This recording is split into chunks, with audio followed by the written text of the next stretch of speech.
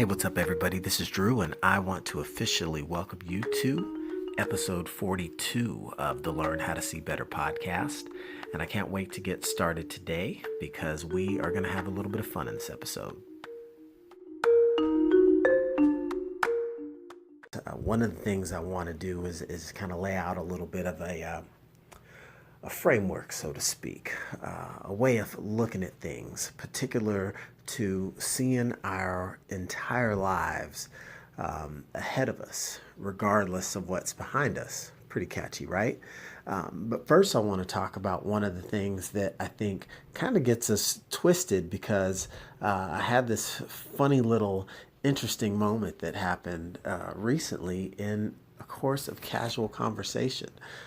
So what the heck am I talking about? All right, check it out. So as if you've been tuned in for a while and starting to learn a little bit more about me and my journey and the things I'm learning how to see better about, you'll come to understand pretty quickly that I'm a parent and recently a parent of a third child. Pretty amazing, right? I'm super excited about it. Life is great. Family's doing wonderful. And the craziest part about it is the number one question I get about my kid is, so you guys gonna try for another?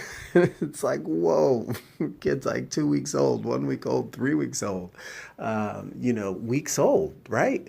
Like, I can't even register the question really. And it's funny. And most people are just, giving us a hard time, right? Because number three wasn't planned, but hey, it's all good. It's all good and it's all love.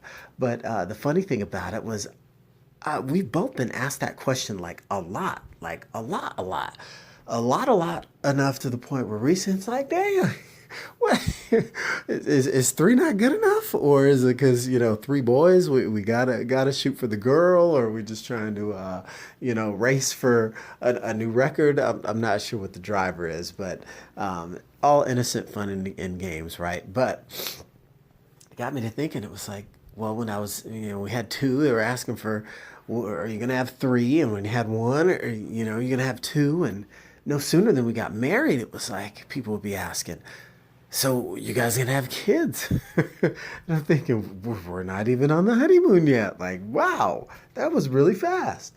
Um, and as odd as it sounds, I would imagine you guys out there have got to understand where I'm coming from. There's like segments of life that we all do that, right? That we all go through that part of it all.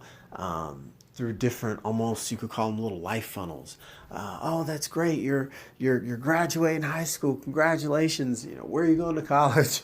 Okay, pretty natural question, right? Okay, as soon as you get out of college, where are you going to work? Or better yet, you're going to get your master's degree. Or you're going to get you get your master's degree, enough to celebrate, but like you barely got the ink on the master's, so you're going to go get your PhD. It's like, hold on, wait a minute. I just had milestone after milestone, and sometimes we can find ourselves getting peppered almost to the point where it leaves you scratching your head like, dang, is it not good enough? And that may seem a little bit surface at first, but let's take it deeper. You start to look at situations in people's lives, like I was saying before, oh, you guys have been dating for a while, you're going to get married and you're going to have kids and boom, boom, boom.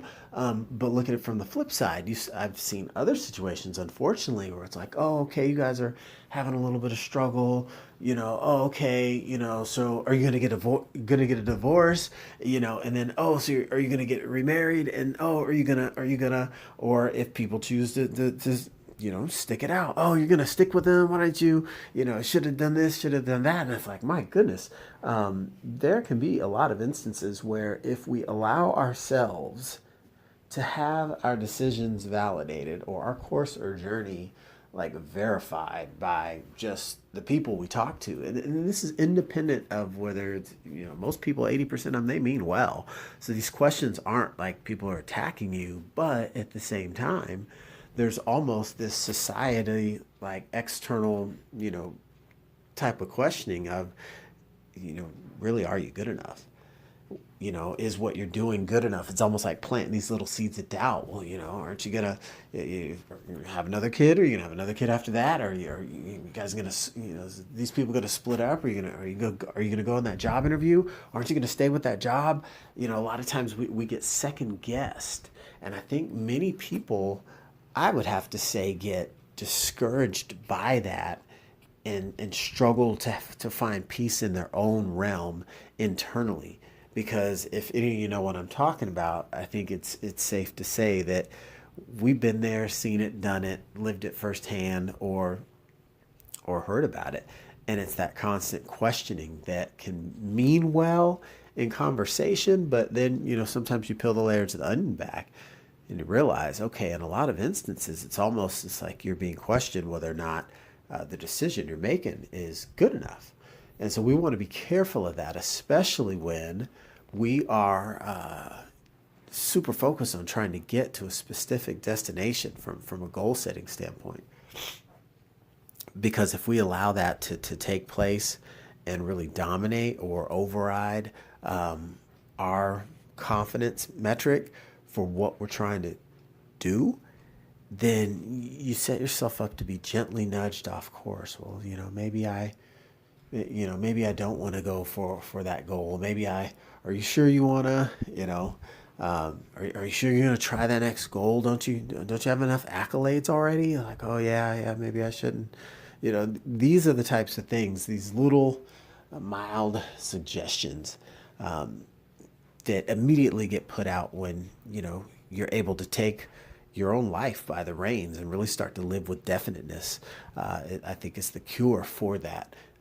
Because many of us just kind of go through life. I mean, you think about how many people that we know that only sought out a particular profession because that's what family or friends thought they were going to be, or wanted them to be, or should have been.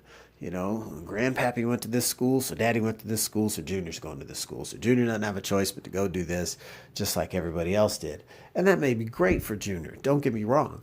But at the same time, did everything have to be the way it's always been because the way it's always been that way? I would think not. I would think not. The only constant in the world is called change.